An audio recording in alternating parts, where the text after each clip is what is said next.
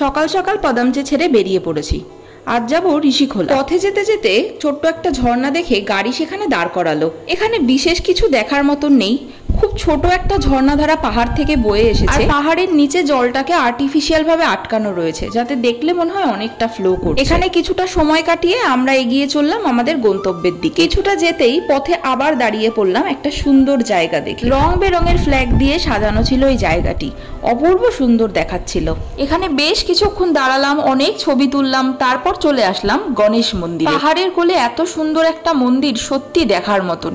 এই মন্দিরটির এক পাশে বজরংবলী আর এক পাশে গণেশ ঠাকুর পূজিত হন। মন্দিরের ভেতরে ঢোকার পর আলাদাই একটা শান্তি লাগছিল।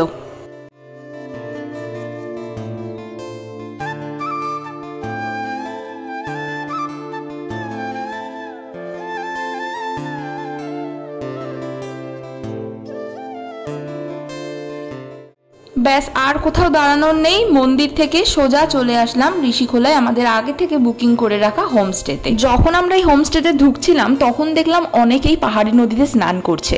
সেই দেখে আমাদের ইচ্ছেটা তো আরো বেশি প্রবল হয়ে গেছে। এই গাড়িটা এখানে কিভাবে নদীর ওপর থেকে চালিয়ে গেল সেটা শুধু তোমরা একবার দেখো। কথা বলতে বলতে পৌঁছে গেলাম আমাদের হোমস্টের সামনে। এই যে গাড়ি থেকে আমাদের লাগেজ নামানো হচ্ছে। কি দারুণ এই জায়গাটি! পাহাড়ের কোলে ছোট্ট একটা হোমস্টে, গুটি কয়েক ঘর, আর 2 পা এগিয়ে গেলেই সামনে রয়েছে বয়ে চলা পাহাড়ি নদী। এই নদীর আরেকটি বিশেষত্ব হচ্ছে এই পাশটা ওয়েস্ট বেঙ্গল, যেখানে আমি দাঁড়িয়ে ভিডিও করছি, আর নদীর ওই পাশটা হচ্ছে সিকিম। মজার বিষয় না, একটা নদী যেটা পার করলেই আমি এক স্টেট থেকে আরেকটা স্টেটে চলে যেতে পারবো। এই দূরে দাঁড়িয়ে ভিডিও করতে আমার আর একটুও ভালো লাগছে না। এবার চলো জলে যাওয়া যাক। আসো আসো, পাহাড়ে এসেও বিচের ভাই, নদীতে স্নান করবো, আসো।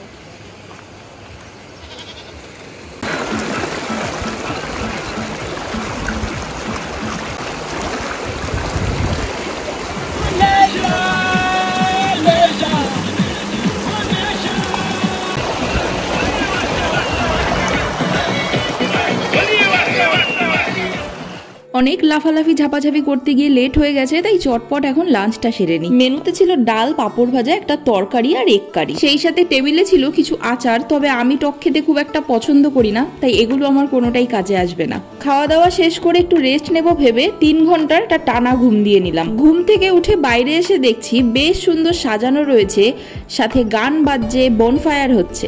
আমরাও রেডি হয়ে চলে আসলাম বাইরে।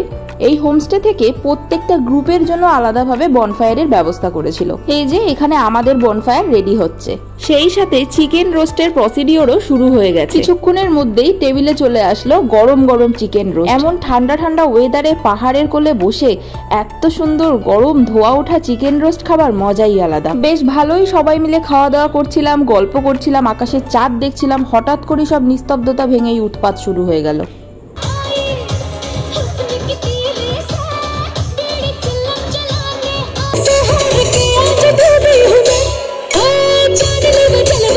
ব্যাস তারপর আর কিছু নেই, খাওয়া দাওয়া, ঘুম, এখানেই দি এন্ড। দেখা হচ্ছে পরের ভিডিওতে। টাটা।